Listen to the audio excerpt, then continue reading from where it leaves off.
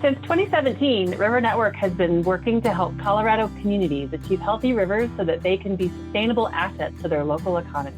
Colorado's rivers are surrounded by farms and ranches, and agriculture uses the majority of water in the state.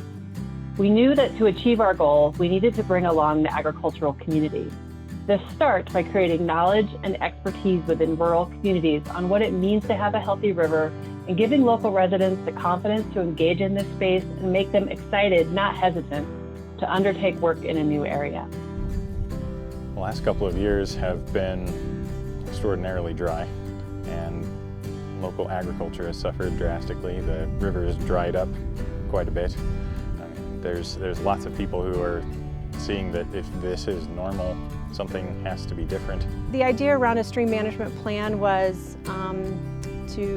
to get that finer look at the river and environmental issues, but have it really collaborate with the watershed plan, and we even like to say kind of nest inside. We want to steer things the way the community wants them to go, so if they don't speak up, then we're never going to know. And I don't know, I'd say right at the end of the summer it really started happening. A lot of the ditch companies have started talking about ways to improve, just kind of spontaneously.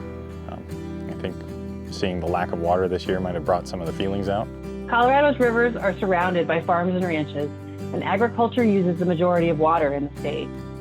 There's the hesitancy to get involved in conversations around water because they tend to be controversial, and ag tends to want to work on their operations and not get so involved in those conversations.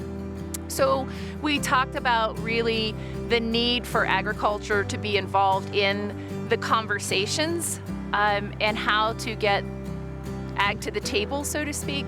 River Network identified conservation districts that wanted to be innovators and gave them the support and financial assistance needed to get them from idea to action. The financial assistance that River Network provided really helped the stream management planning process go from an idea to a reality. As a conservation district, we're continually kind of looking for funding, just like other entities. And so we have great ideas, but without funding, sometimes those don't become a reality. Early investors in this idea, like the Gates Family Foundation, have made it possible to create a toehold for river conservation in rural communities that haven't ordinarily been at the forefront of these issues. River Network has really come through with the seed money to get the ball rolling and show some progress with the Conservation District Board. The funding that they're providing for these water planning projects have really offered me, as the director of the Conservancy, a very powerful leverage point with other public land management agencies to look now at the Conservation District as a driving force in the ag community here in Chaffee County. As we worked with more direct outreach to the ag community, we were able to get more agricultural families involved and coming to be a part of the conversation.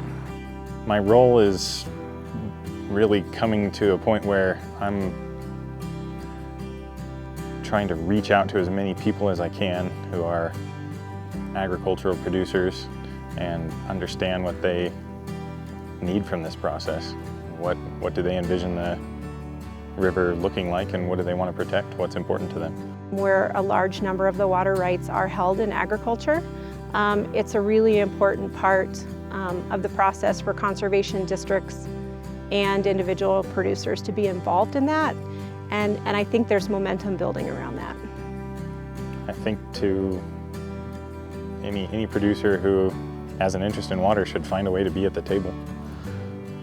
I think ignoring issues that are your lifeblood is never going to end well. Even if it's going okay, things change. So if you want to have your opinion heard, you need to be there to speak it. We're excited to see other conservation districts across the state getting involved in this work.